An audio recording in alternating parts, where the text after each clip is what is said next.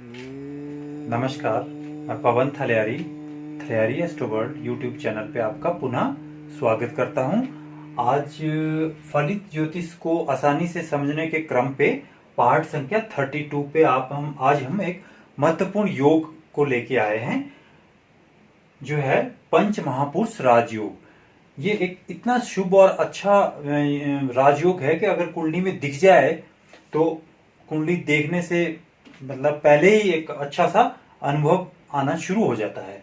तो ये इस ग्रह की जो है इतनी जो है इसमें चुंबकीय शक्ति है कि जिसके भी कुंडली में ये रहता है तो वो जो है उसके आसपास जो है लोगों की भीड़ ही लगी रहती है। इस तरह की व्यवस्था रहती है। तो हम देखेंगे आज के वो कौन कौन से कारण हैं और किन किन कारणों से जो इस तरह की व्यवस्था बनती है। तो पंच महापुरुष राजयोग, जैसा कि इसके नाम से ही स्पष्ट हो रहा है कि पंच महापुरुष राजयोग यानी पांच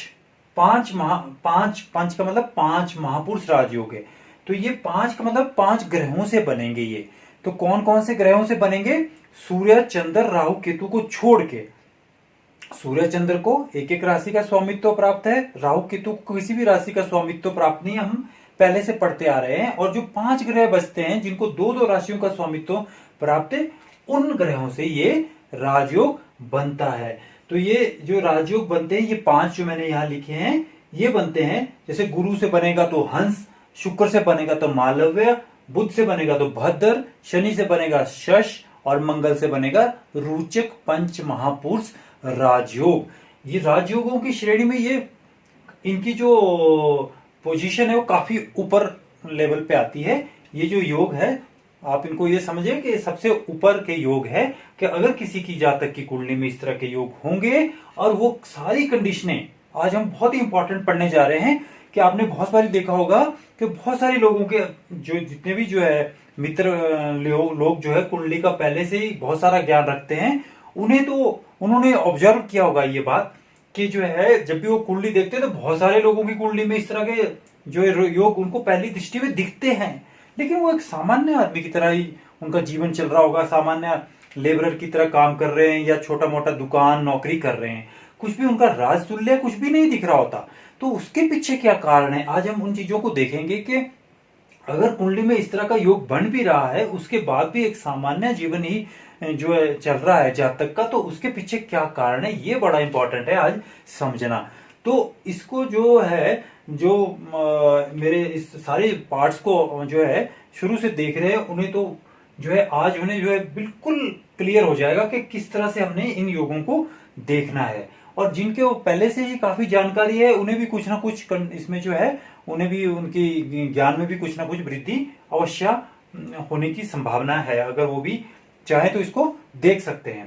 तो आज हम जो है ये जो कंडीशंस, पंच महापुरुष योग पांच ग्रहों से बनेगा, पांच जो है गुरु शुक्र बुध शनि मंगल से ही बनेंगे और इनकी कंडीशनें इंपॉर्टेंट है। अगर ये 8 के 8 कंडीशनें लागू होएगी तभी ये माना जाएगा, नहीं तो ये कैंसल नहीं कहेंगे, हम इसे कैंसल नहीं कहेंगे, लेकिन एक सामान्य फल करेगा। वो ग्रह सामान्य फल करेगा, बुरा नहीं करेगा। ये भी हमने समझना है साथ साथ।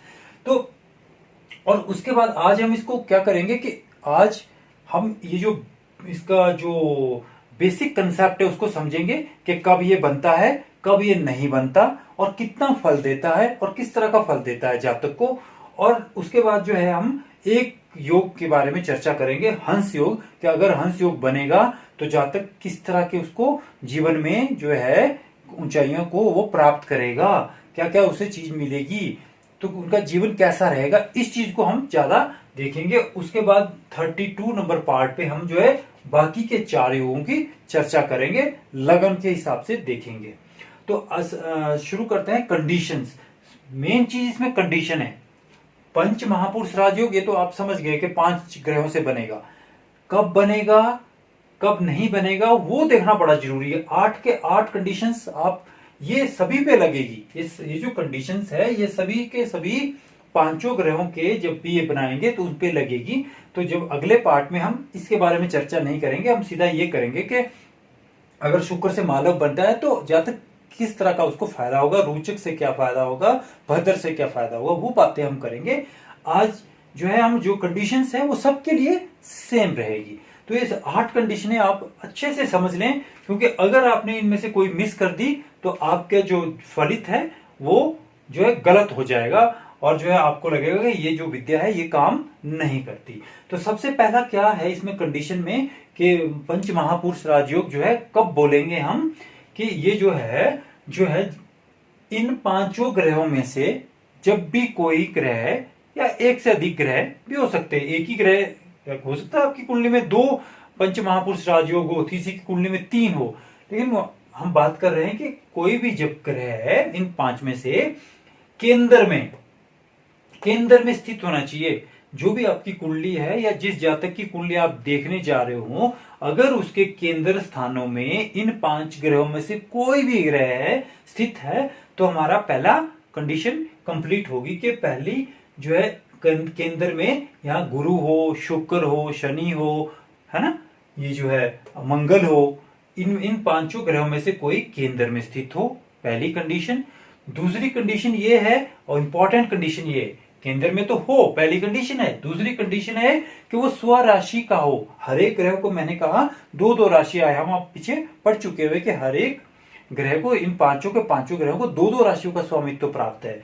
तो वो जो ग्रह है अपनी किसी भी 2 राशियों में से होगा तो एक में ही, किसी एक राशि में स्थित हो केंद्र में, या अपनी उच्च राशि, हमने उच्च नीच पढ़ा था। तो अब जब हम फलादेश पे आ रहे हैं, संपूर्ण फलादेश की ओर बढ़ रहे हैं, तो अब ये सारी चीजें हमें याद रहनी चाहिए कि अस्त ग्रह क्या है, डिग्रियां क्या है ना, ऊंच नीच, शत्रु मित्र, ये सारी चीज जो हमने कारकत्व, जो बहुत इंपॉर्टेंट है, भावों के कारकत्व और ग्रहों के कारकत्व, योग कारक और जो है मारक ग्रह, अगर हम उनको नहीं पढ़ेंगे ढंग से, जो पीछे पार्ट मैंने बनाए हैं, तो हम यहाँ पे फलादेश नहीं कर सकते। वही जो है जो मूल मंत्र फलादेश का है वो बेसिक में ही है। जितने अच्छी तरह से हम 1-2 बारी 3 बारी उनको पढ़ेंगे, देखेंगे, तो हम जो है फलादेश बहुत अच्छा कर पाएंगे। तो हमने देखा पहली कंडीशन, इन 5 ग्रहों में से कोई भी ग्रह केंद्र में हो। केंद्र क्या हमारे 1, 4, 7, 10 या हाउसेस की बात कर रहा मैं, इन 4 भावों में से किसी में भी वो ग्रह स्थित हो और अपनी स्वराशि या उच्च राशि में स्थित हो, तो 2 कंडीशन हमारी फुलफिल हो गया। अगर ऐसा आपको मिलता है तो हमें पता चलेगा कि ये योग बनने जा रहा है। अभी हम बात कर रहे हैं बनने जा रहा है, बना नहीं है अभी। जब तक ये 8 के 8 कंडीशनें फुलफिल ना करे तब तक कोई योग नहीं, ये जो है राजयोग की तरह कोई फल नहीं करेगा, ये सामान्य ग्रह की तरह फल करेगा। ये बात भी मैं साथ में कह रहा हूं कि अशुभ नहीं हो जाएगा अगर ये नहीं है। अगर इस तरह का आपको दिखता है गुरु यहाँ बीच में है और जो है वो अपनी राशि का है तो अच्छा है, बहुत अच्छा, फिर हमें लग रहा है कि मिल रहा है। लेकिन जब तक वो सारी कंडीशनें फुलफिल नहीं करेगा तब तक वो राजयोग नहीं बनाएगा। तो अगली कंडीशन क्या है, वो डिग्री अनुसार कमजोर नहीं होना चाहिए। अपने इन 5 ग्रहों में से कोई भी ग्रह यहाँ स्थित हो केंद्र में, अपनी स्वराशि का या उच्च की राशि का स्थित हो, और साथ में डिग्री वाइज कमजोर नहीं होना चाहिए। हमने डिग्रियां पढ़ी थी कि 0, 1, 2, 28, 29, 30 डिग्री का ग्रह अच्छा फल नहीं कर पाता, क्योंकि वो क्या है, या तो वो बाल्यावस्था में होता है या वृद्धावस्था में होता है, या तो अभी वो आया ही था उस हाउस में या वो जाने वाला है, तो वो अच्छा फल नहीं कर पाता। ये हमारी होगी तीसरी कंडीशन। चौथी कंडीशन हमने क्या देखनी है कि सूर्य से अस्त नहीं होना चाहिए। हमने हमेशा पढ़ा है कि जो ग्रह सूर्य से अस्त हो जाते हैं, यानी कि हमने एक आइडियल वो बनाया था कि 10 डिग्री से के बीच में अगर सूर्य के आ जाता है कोई भी ग्रह 10 डिग्री से दोनों तरफ को, तो फिर क्या हुआ, वो अस्त हो जाता है। तो अस्त ग्रह क्या करता है, अपने पूर्ण फल नहीं कर पाता। जब पूर्ण फल नहीं कर पाएगा तो राजयोग तो बना नहीं पाएगा। तो हमने इस तरह से उसको समझना है। अगला है डिग्री वाइज भी हो गया, चौथा हो गया सूर्य से अस्त नहीं होना चाहिए, पांचवा है क्रूर ग्रहों से पीड़ित नहीं चाहिए। अगर ये ग्रह जो है हमारे पापी ग्रहों से या अशुभ ग्रहों से दृष्ट या युत है, जो ये ग्रह योग बनाने जा रहा है जो भी, अगर वह शनि राहु जैसे ग्रहों से जो है दृष्ट हुआ, या जो सभी अशुभ ग्रह आते हैं उनके द्वारा दृष्ट या युत हुआ, तो भी यह राजयोग नहीं बनेगा। इसमें आप ज्यादा ये समझे कि अगर एक से अधिक अशुभ ग्रहों के द्वारा दृष्ट या युत हुआ तो ये जो है अपना फल अच्छा नहीं कर पाएगा। वो जो है इसको जो है दूषित कर देंगे, जो अशुभ ग्रह इसे देख रहे होंगे या इसके साथ होंगे। तो हमने ये भी चीज चेक करनी है। तो अगली कंडीशन है, उस लगन के लिए मारक ग्रह नहीं होना चाहिए। हमने मारक और योग कारक ग्रह पढ़े थे हर एक 12 के 12 लग्नों के लिए, वो पीछे पार्ट आप देख सकते हैं। तो अगर जो भी इन पांचों ग्रहों में से राजयोग बना रहा है, पंच महापुरुष राजयोग बनाने जा रहा है, लेकिन अगर वो ग्रह उस कुंडली के लिए मारक हुआ तो वो नहीं बना पाएगा और वो अपने सामान्य कारकत्व मतलब सामान्य फल अपने कारकत्व के हिसाब से देगा, है ना। बुरे नहीं करेगा लेकिन सामान्य देगा। कोई पंच महापुरुष राजयोग उसमें नहीं बनेगा। तो जितनी मर्जी ग्रह आपके उस स्थिति में हो, लेकिन वो नहीं होगा और वो एक सामान्य आदमी काम कर रहा होगा। तो ये अगला कंडीशन ही होगी। उसके बाद है लगन व लग्नेश बलवान होने चाहिए। हमने बोला हमेशा लगन को तो देखना ही है, चाहे जितने भी राजयोग है, चाहे जिस भी छोटे बड़े जो भी है वो तभी फलीभूत होते हैं अगर हमारा लगन और लग्नेश बलवान हुए। लग्नेश 6, 8, 12 में नहीं होना चाहिए, शत्रु अशुभ ग्रहों के साथ नहीं होना चाहिए और किसी पाप कर्तरी में भी नहीं होना चाहिए, सूर्य से अस्त नहीं होना चाहिए, डिग्री वाइज कमजोर नहीं होना चाहिए लगन, और लग्नेश में भी पाप ग्रह नहीं होने चाहिए, अशुभ ग्रह नहीं होने चाहिए। और जो लग्नेश लगन के तरफ दोनों तरफ जो है यानी लगन पाप कर्तरी में नहीं होना चाहिए। तो लगन लग्नेश का बलवान होना बहुत जरूरी है। और अगर ये सारी की सारी ये जो हमने बात करी अभी कि केंद्र में स्थित हो, अपनी स्वराशि या उच्च का स्थित हो, डिग्री अनुसार अच्छा हो, सूर्य से अस्त नहीं हो, क्रूर ग्रहों से पीड़ित नहीं हो और लगन व लग्नेश भी शुभ हो, तो आप मान के चलो कि वो जो है पंच महापुरुष राजयोग बन गया। और वो जो है जातक कुंडली में, जातक जो है जिसकी भी कुंडली में ये बन रहा है वो एक सामान्य आदमी नहीं होगा। आप देखें उनको, वो नहीं होंगे सामान्य, वो जो है एक जो है बहुत ही महान आदमी होंगे। जिस तरह से हमने जैसे अब्दुल कलाम जी को देखा है, अटल बिहारी वाजपेयी जी को देखा है, इनके जीवन में क्या होता है, इनके जो है व्यक्तित्व में एक ऐसा ऑरा होता है। मैंने यहाँ देखा एक प्रकार का ऑरा बनता है। जब भी किसी जातक की जन्म कुंडली में केंद्र में इस तरह का पंच महापुरुष राजयोग बने तो सारी कंडीशनें फुलफिल होती हो, तब की बात कर रहे हैं हम। तो इस तरह का ऑरा उनके जीवन में, उसके व्यक्तित्व में बनता है कि वो जो है उनमें एक चुंबकीय शक्ति आ जाती है। और चुंबकीय शक्ति आने से क्या होता है कि हर एक आदमी जो है उनके साथ क्या जुड़ना चाहता है। उनको लगता है कि इनके साथ जुड़ने से उनको अच्छा महसूस होता है, उनको कुछ ज्ञान मिलता है, कभी उनसे अच्छी बात मिलती है, कोई अच्छी दिशा मिलती है, अच्छा वो उन्हें लगता है कि वो मतलब जैसे अब अटल बिहारी वाजपेयी जी थे तो लोग उनको सुनना चाहते थे, देखना चाहते थे, टीवी पे सुनते थे, रेडियो पे सुनते थे, उनको अच्छा लगता था उनके जो है मिलना। इसी तरह अब्दुल कलाम जी थे, हर एक आदमी जो है बच्चे, स्कूल के बच्चे उनके साथ मतलब बात करना चाहते थे, मिलना चाहते थे। तो इस तरह का ऑरा, इस तरह की जो है इन्हीं हस्तियों में इनमें होता है कि जो है हर एक आदमी उनके साथ जुड़ना चाहता है। ये तो एक तो सबसे बड़ा कारण ये होता है। मैंने पहले भी कहा था कि आदमी के अपीयरेंस से ही पता चल जाता है कि ये इसमें कुछ बात है, अलग बात है। तो वही इन पंच महापुरुष राजयोग में है। जब भी आप इसको देखेंगे, अपने कारकत्व, अपने जिन भावों के कारकत्व उनके पास है उस हिसाब से तो वो फल करेंगे ही करेंगे, लेकिन उनके अंदर इस एक अलग तरह का ऑरा रहता है जिससे वो सभी लोगों को प्रभावित करते हैं। तो जितने भी महान लोग हुए उनके अगर आप कुंडली खोल के देखें तो अवश्य ही ये जो इस तरह के योग, 1 या 2 योग उनकी कुंडली में रहे होंगे, रहे होते हैं, तभी वो उस तरह के इंसान बनते हैं। वो सामान्य इंसान ना होके एक महान जो है इंसान बन जाते हैं। तो ये हमने देखा कि अगर ये फल कब करता है, दशा काल में अच्छे फल करता है। तो मतलब अगर जातक को उस ग्रह की जो ये जो पुरुष राजयोग, पंच महापुरुष राजयोग बना रहा है, अगर उसकी दशा भी आ जाए तो उसमें वो जो है 4 चांद लग जाते हैं और उस दशा अंतरदशा में उसको बहुत ही अच्छे शुभ फल मिलते हैं और बहुत ऊंचाइयों को वो प्राप्त करता है। तो ये जो 5 के 5, ये तो हमने देख लिया कि इन 5 ग्रहों की अगर इस तरह से स्थिति हो केंद्र में, इन कंडीशनों को फुलफिल करते हुए, तभी ये बनेगा, नहीं तो ये नहीं बनेगा। नहीं बनने का मतलब यह है कि वो अच्छे फल नहीं करेगा, सामान्य ही फल करेगा।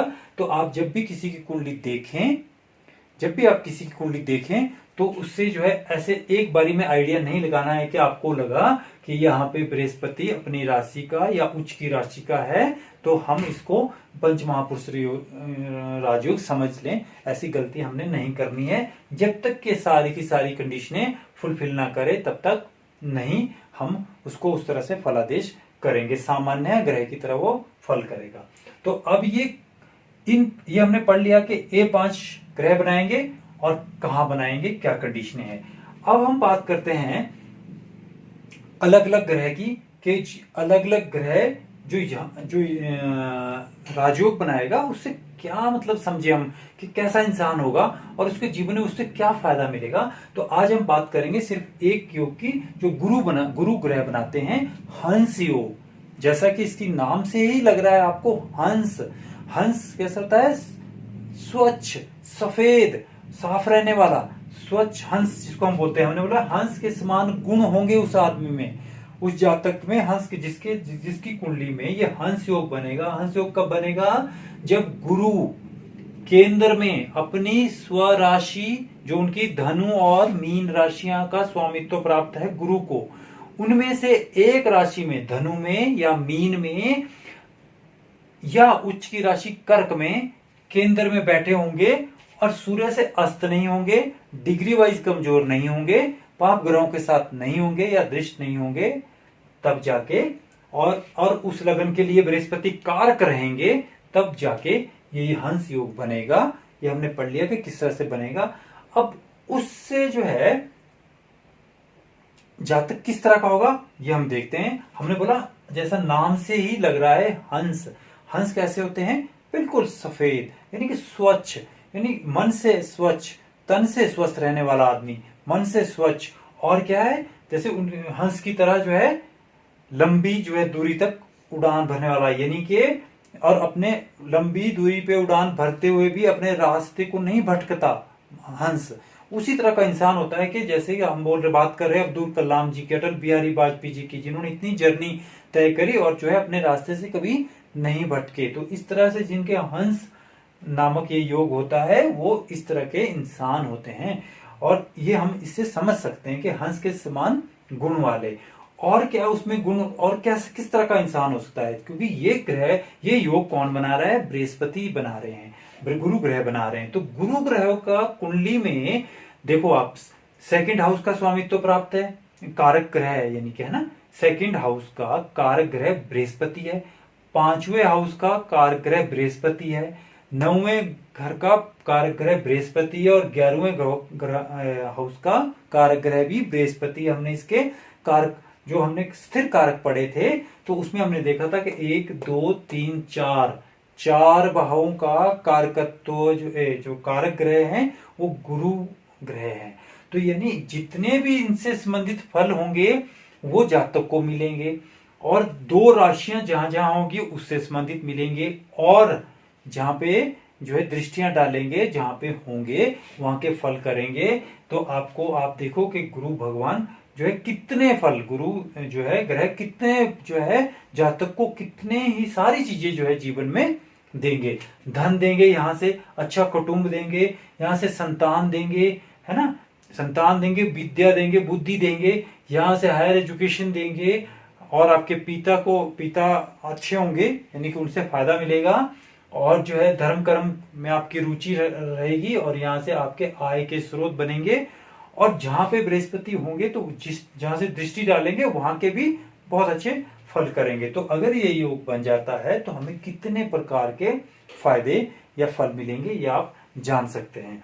तो इससे अगर हम जो है शॉर्ट में देखें तो जैसे गुरु जो है हमारे सुख का कारक ग्रह है, तो सारे प्रकार के सुख, जितने भी प्रकार के सुख है, अगर किसी जातक की कुंडली में ये योग बन रहा हो तो मिलेगा। पुत्र संतान की प्राप्ति होगी, पुत्र अच्छे होंगे, है ना, उनसे आपको फायदा रहेगा।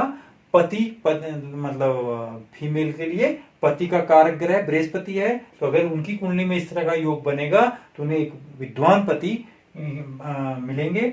बड़े भाई आपको अच्छे बड़े भाई मिलेंगे क्योंकि बड़े भाई को हम यहाँ से देखते हैं और यहाँ का कारक ग्रह बृहस्पति है, तो अगर आपका बृहस्पति इस तरह का योग बनाएगा तो आपको बड़े भाई से लाभ मिलेगा।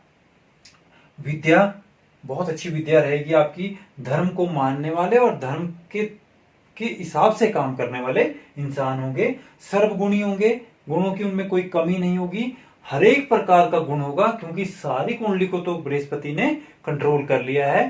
तो जितने भी हम जो है जीवन में गुणों की आवश्यकता होती है वो उनमें सारे के सारे गुण होंगे। आध्यात्मिक और शास्त्र ज्ञान, उनको आध्यात्मिक ज्ञान में रुचि होगी और शास्त्र ज्ञान में, यानी कि अच्छे से विषयों को गहराई तक पढ़ने की उनकी बिल्कुल अच्छी पकड़ होगी, तीक्ष्ण बुद्धि होगी और वो उस हर एक शास्त्रों में निपुण होंगे। और उसके बाद है राजनीति में, जितने भी राजनीतिज्ञ बड़े बड़े जो है पदों पे होते हैं तो वो जो है सारे उनका इस तरह का योग रहता है। धनी होंगे, वो हमने बात कर दी, क्योंकि यहाँ का और यहाँ का द्वितीय भाव और 11वें भाव के कारक होने की वजह से बृहस्पति जो है, और धन का कारक खुद भी होने की वजह से जो है यहाँ पे उनके पास धन जो है अपार मात्रा में होगा।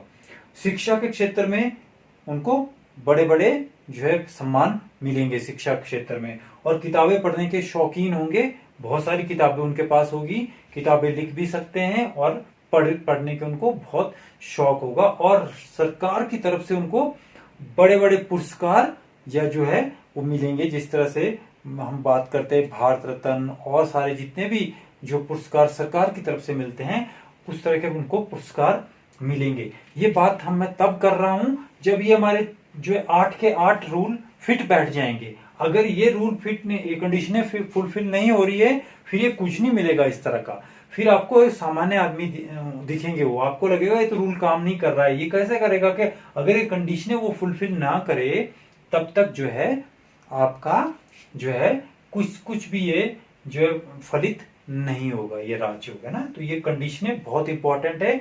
उस तरह से अगर हंस योग बनेगा तो जो हमने अभी बात करी, तो ये सारे गुण और सारे जो है उनको फल जातक को प्राप्त होंगे। और एक चीज जो हमने यहाँ पे मिस कर दी, उस लगन के लिए मारक ग्रह नहीं होना चाहिए, ये कंडीशनों में ये भी था। तो यानी कि हर एक लगन के लिए हमने मारक और योग कारक ग्रह पढ़े हैं, तो जहां पे ये योग बन रहा है उस कुंडली के लिए वो मारक ग्रह नहीं होना चाहिए, नहीं तो फिर ये योग नहीं बनता। तो इसको हम समझने के लिए देखो, जैसे ये मेष लगन की कुंडली है, तो मेष लगन में मेष लगन के अब पहले तो ये देख लो लगन के हिसाब से हंस योग बनता किसको है। मेष लगन के जो है लग्नों के हिसाब से सिर्फ 6 लग्नों में ही जो है 6 लग्नों में ही हंस योग बनता है, बाकी 6 में नहीं बनता। अब जिन जिन में बनता है उनकी बात हम यहाँ पे कर लेते हैं। तो सबसे पहले हंस योग बनता है मेष लगन में। क्यों बना? क्योंकि मेष लगन में यहाँ पे 9, 12 ये 2 राशि हमने बोला कि हंस योग कब बनेगा, जब केंद्र में बृहस्पति की स्वराशि आए या उच्च की राशि आए और उस पे वो वहां बैठे हों। तो यहाँ पे स्वराशि तो इनकी नहीं आई, लेकिन कौन सी आई? उच्च की राशि आई कर्क। तो अगर बृहस्पति यहाँ पे होंगे तो मेष लगन वालों के लिए वह क्या होंगे? पंच महापुरुष राजयोग बनाएंगे, क्योंकि इस लगन के लिए बृहस्पति योग कारक ग्रह हैं, क्योंकि केंद्र के स्वामी है बृहस्पति। यहाँ नवम भाव में ना एक राशि मैंने बोला था केंद्र स्थान क्या होते हैं हमारे? योग कारक ग्रह हमने बात करी थी। तो 6, 8, 12 मारक ग्रह, लेकिन अगर वो केंद्र के स्वामी ना हो तो यहाँ पे 12वीं राशि 6, 8, 12 में जा रही है, लेकिन इनकी दूसरी राशि यहाँ केंद्र में त्रिकोण में है, तो इसलिए इनको 6, 8, 12 का दोष नहीं लगता। तो मेष लगन के लिए अगर बृहस्पति यहाँ बैठे हों उच्च के, तो वो योग बनाएंगे हंस। लेकिन वो दूसरी कंडीशन भी हमने चेक करनी है कि डिग्री वाइज बृहस्पति अच्छे होने चाहिए, सूर्य से अस्त नहीं होने चाहिए, और शनि राहु जैसे ग्रहों से वो दृष्टि या युद्ध नहीं होने चाहिए। तो वो एक जो हंस योग बनाएंगे। अब वृष लगन में नहीं बनेगा। क्यों नहीं बनेगा? आप लगा के देख लो। अगर हम 2 लिखते हैं तो यहाँ पे 2, 3, 4, 5, 6, 7, 8, 9 पहली राशि यहाँ आएगी, 10, 11, 12 दूसरी राशि यहाँ पे आएगी। तो ये जो है ठीक हो गया। और 4 में 2, 3, 4 यहाँ पे आएंगे, यानी तीनों राशियां जो है ये केंद्र में नहीं आई। तो हमारी पहली ही कंडीशन ग्रह केंद्र में स्थित होना चाहिए, मतलब ग्रह भी केंद्र में स्थित होना चाहिए, अपनी राशि का, स्वराशि का या उच्च राशि का होना चाहिए। उसकी राशि ही नहीं आ रही है वहां पे, तो वो जो है अगर केंद्र में होगा भी तो अपनी राशि का नहीं होगा।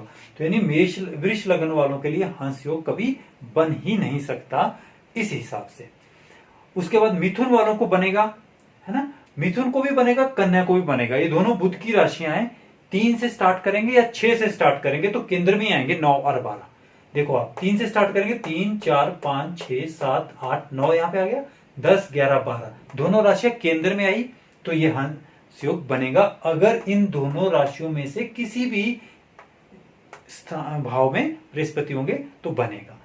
और अगर कन्या लगन हो तो 6 7 8 यहाँ पे 9 आया, 10 11 12 यहाँ पे बृहस्पति की दोनों राशियां आएगी। तो अगर इनमें बृहस्पति किसी में भी एक में होंगे तो वो क्या बनाएंगे, हंस योग बनाएंगे। और कर्क के लिए क्यों बनाएंगे, क्योंकि कर्क तो उच्च की राशि उनकी और यहाँ पे लगन में आएगी। तो लगन में अगर कर्क राशि आएगी तो वो उच्च के होंगे, तो लगन में बनाएंगे तो बनाएंगे कर्क में।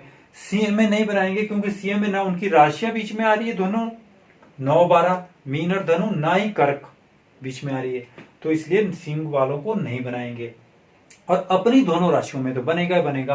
अगर धनु राशि यहाँ पे आ जाए 9 नंबर में, यहाँ पे लिख दूं 9 नंबर लिख दूं तो ठीक हो गया, 9 से स्टार्ट, यानी धनु जिसका लगन है उसके लिए तो अगर बृहस्पति यहीं बैठ जाए तो ठीक बात होगी, तो बनाएगा वो हंस योग, अगर ये और कंडीशनें भी फुलफिल हो। या यहाँ पे 12 लिखा हो, बृहस्पति की दोनों अपनी राशियां हैं, तो या 9 लिखा हो या 12 लिखा हो तब भी, और बृहस्पति यहीं बैठे हों तो वो क्या करेंगे, हंस योग बनाएंगे। तो हमने क्या समझा कि मेष लगन में बनेगा, मिथुन में बनेगा, कर्क में, कन्या में और धनु और मीन में बनेगा, लेकिन तुला और मकर में बन के भी नहीं बनेगा। इसलिए मैंने यहां लिखे हैं, औरों को तो बनेगा ही नहीं क्योंकि केंद्र में उनकी राशियां ही नहीं आएगी, है ना। ये जो और यहाँ पे 8 मैंने लिखे हैं, 4 नहीं लिखे हैं, 4 वो नहीं लिखे हैं जिनमें बनेगा ही नहीं, 8 लिखे हैं, इनमें से भी 6 में ही बनेगा, 2 में नहीं बनेगा जो मैंने यहाँ पे स्क्वायर में लिखे हैं।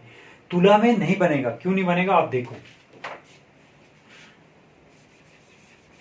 कि अगर तुला लगन हो किसी का, मान लीजिए यहां 7 लगन है ना, तो 7 8 9 10 यहां पे आएगा। अगर 7 लगन है तो 10 यहां पे आएगा, 11 12 1 यहां पे आएगा, 2 3 4 यहां पे आएगा, ठीक है। मिटाइए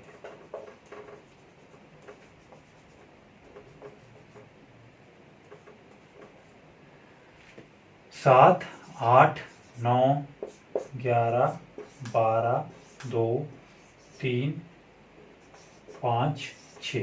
तुला लगन वाले को लिए देखें आप, तुला लगन हमारी कंडीशन थी कि बृहस्पति उच्च का या अपनी स्वराशि का केंद्र में हो। अब स्वराशि तो इसकी आई नहीं, वो तो यहाँ पे और यहाँ पे आ गई, लेकिन उच्च राशि ये आई। तो अगर यहाँ बृहस्पति हो, यहाँ पे बृहस्पति गुरु हो, तो लग रहा है कि गुरु अपने उच्च राशि के केंद्र में बैठे हैं, तो ये क्या बना रहे हैं, ये बना रहे हैं पंच महापुरुष, हंस पंच महापुरुष राजयोग बना रहे हैं। लेकिन ये नहीं बना रहे हैं, क्यों नहीं बना रहे हैं, यही जो हमारी कंडीशन फुलफिल नहीं करती कि तुला लगन के लिए बृहस्पति जो है मारक ग्रह हैं। तुला लगन के लिए तृतीयेश और षष्ठेश है, और लगन के जो है क्या है, ये शत्रु है ना, क्योंकि ये आधे शुक्र आते हैं दानव की श्रेणी में और ये देवता की श्रेणी में आते हैं, गुरु जो है गुरु जो है बृहस्पति, इसलिए ये आपस में दोनों शत्रु हैं। और तृतीयेश और षष्ठेश होने की वजह से हमने बोला 6 8 12 का स्वामी, अगर वो केंद्र का ये त्रिकोण का स्वामी ना हो तो वो मार्क ग्रह होता है। तो इस कुंडली के लिए बृहस्पति मार्क हुए, उच्च के होके भी अच्छा फल नहीं करेंगे, मतलब ये योग नहीं बनाएंगे। ऐसे अच्छा करेंगे, हम ये नहीं कहते कि ये खराब फल करेंगे, अच्छा करेंगे, लेकिन सिर्फ कारकत्वों के हिसाब से, क्योंकि यहाँ छठे का भी इनको ही करना है। और ये दोनों जो है ये अशुभ, ये दुख भाव है, ये अशुभ भाव है, तो इस दोनों के स्वामी बनके ये यहाँ पे उच्च के हुए हैं, तो ये उच्च के फल करने में समर्थ नहीं है। अपने कारकत्वों के हिसाब से करेंगे और जिन जिन के स्थिर कारक है वहां के फल अच्छे करेंगे, लेकिन ये राजयोग की श्रेणी में, पंच महापुरुष राजयोग की श्रेणी में नहीं आएंगे। तो इसलिए हमने इसको यहाँ पे कैंसिल किया कि हंस ये बन के भी नहीं बना, हंस योग नहीं बना। उसी तरह मकर लगन में आप देख लो, अगर आप मकर लगन को लगाओ यहाँ पे, तो यहाँ पे आएंगे आपके ये जो है कर्क राशि यहाँ पे आएगी, कर्क राशि यहाँ पे आएगी। लेकिन बृहस्पति जो है मकर लगन के लिए बृहस्पति द्वादशेश होते हैं और तृतीयेश होते हैं, और वो जो उसके लिए भी मार्क रहते हैं, तो इसलिए वो उच्च के होके भी उच्च जैसे फल नहीं करेंगे, यानी कि पंच महापुरुष की श्रेणी में नहीं आएंगे। तो इस तरह से हमने हर एक जो है और लग्नों के लिए औरों को भी देखना है, जो हम अगले पार्ट में करेंगे। तो आज हमने समझा कि जो है, तो आप ये मान के चलिए कि सिर्फ मेष लगन, मिथुन, कर्क, कन्या, धनु और मीन, इन लग्नों में ही हंस नामक पंच महापुरुष राजयोग बनता है। वो भी तब बनता है अगर अगली कंडीशनें भी सारी पूरी करता हो, और अच्छा फल ये तब करता है जब इसकी दशा अंतरदशा आती है, तब ये बहुत ही अच्छा फल करता है। पर दशा अंतरदशा ना भी है, फिर भी आदमी में एक अलग तरह का ऑरा रहता है, कि यानी वो जो है अलग से ही दिखता है, जैसे चुंबकीय शक्ति उसमें होती है, कि उसके पास जो है, बहुत सारे लोग आपने देखा होगा गांव में, शहरों में ऐसा होता है कि बहुत सारे लोग उनके पास जाने की इच्छुक रहते हैं कि चलो उनके पास जाके आते हैं, कुछ उनसे राय लेके आते हैं, कुछ उनसे ज्ञान लेके आते हैं, कुछ उनसे पूछ के आते हैं, या उनके पास जो है जमघट लगा होता है। तो वो क्या है, जिन लोगों की कुंडली में इन योगों में से कोई भी योग होगा, उनके पास उस तरह का ऑरा रहता है। तो ये जो है, इस तरह से हम समझ सकते हैं कि हमने इसमें इंपॉर्टेंट क्या था कि एक बारी देखने से, जैसे यहाँ पे तुला लगन में आपने बृहस्पति देखा, तो एक बारी देखने से आपने ये डिसीजन नहीं लेना है कि आपके तो महापुरुष राजयोग है, पंच महापुरुष राजयोग है। नहीं, जब तक के 8 के 8 कंडीशनें फुलफिल ना हो, तब तक कोई भी जो है ये जो है पंच महापुरुष योग उस तरह का फल नहीं करेगा, बुरा नहीं करेगा, बुरा नहीं करेगा। यहाँ पे बृहस्पति तुला लगन में, बृहस्पति यहाँ बैठे होंगे तो अच्छा फल करेंगे, बहुत सारे अच्छे फल करेंगे, लेकिन उस तरह का फल नहीं करेंगे जिस तरह की हम चर्चाएं यहाँ पे पंच महापुरुष राजयोग में कर रहे हैं। तो यही हमारा यहाँ पे समझने का एक जो है मतलब प्रयास था कि हम ये जरूर समझे कि आपने देखो, असंख्या कुंडलियां देखेंगे आप अपनी, देखो औरों की देखो, आप लगेगा कि आपको कि मेरे तो इतने योग जो है, बहुत सारे लोग हमें कुंडली दिखाते हैं, बोलते जी हमारे तो ये योग पंच महापुरुष राजयोग है, लेकिन हुआ कुछ नहीं आज तक, सामान्य ही है। लेकिन अगर हम उसे ढंग से इन रूल्स पे उनको देखते हैं तो वो बन ही नहीं रहा होता है ना। तो इस तरह से हमने देखना है, एक बारी कुंडली देख के हमने ऐसे गलत जजमेंट नहीं लगानी है। तो हमने आज पढ़ लिया कि जो है ये हंस जो पंच महापुरुष योगों में जो हंस योग है, उससे आदमी को कैसे कैसे फायदे होते हैं। ये सारे फायदे जो मैंने बोला, सुख, पुत्र का सुख, पिता का सुख, पति का सुख, है ना, बड़े भाई का, विद्या, धर्म, कर्म, सारे जो है उसको, धन की प्राप्ति, सारी चीजें मिलेगी अगर ये योग होगा। तो अब कल हम पढ़ेंगे अगले पार्ट में, हम इन चारों के बारे में पढ़ेंगे। कंडीशन हमारी वही रहेगी, सिर्फ हम ये देखेंगे कि अगर शुक्र से मालव्य योग बनता है तो जातक को किस क्षेत्र में फायदा होता है। यहाँ पे हमने देखा था कि पॉलिटिक्स में आदमी ज्यादा आगे जा सकता है अगर हंस नाम योग बने, या किसी भी जो है एजुकेशनल फील्ड में या धार्मिक फील्ड में, राजनीतिक फील्ड में जो है बहुत आगे निकल सकता है, और जो है उसमें उसको पड़े जो है गवर्नमेंट की तरफ से प्राइजेज या पुरस्कार जिसको हमने, या सम्मानित किया जा सकता है। इस तरह से हम समझ सकते हैं, और उसके पास जीवन में किसी भी तरह का अभाव नहीं रहेगा, किसी भी क्षेत्र में अभाव नहीं रहेगा, क्योंकि बृहस्पति कुंडली के बहुत सारे हाउसेस को कवर करता है, कहीं पे कारकत्वों के हिसाब से, कहीं स्थिर कारक होने की वजह से, और जो है उसके अपने कारकत्वों के हिसाब से और दृष्टियों के हिसाब से जो सारी कुंडली को कंट्रोल करते हैं गुरु जो है बृहस्पति देव। तो इस तरह से हम इनको समझेंगे। मुझे आशा है कि आपको ये अच्छा लगा होगा और आपको क्लियर हुआ होगा कि हमने असल में देखना कैसे है। इस पे मैं फोकस करना चाह रहा था कि हम एक बारी देख के आप गलत डिसीजन ना ले लें। आपको अच्छा लगा तो आप काइंडली इसको सब्सक्राइब करें, शेयर करें, लाइक करें। Thank you very much.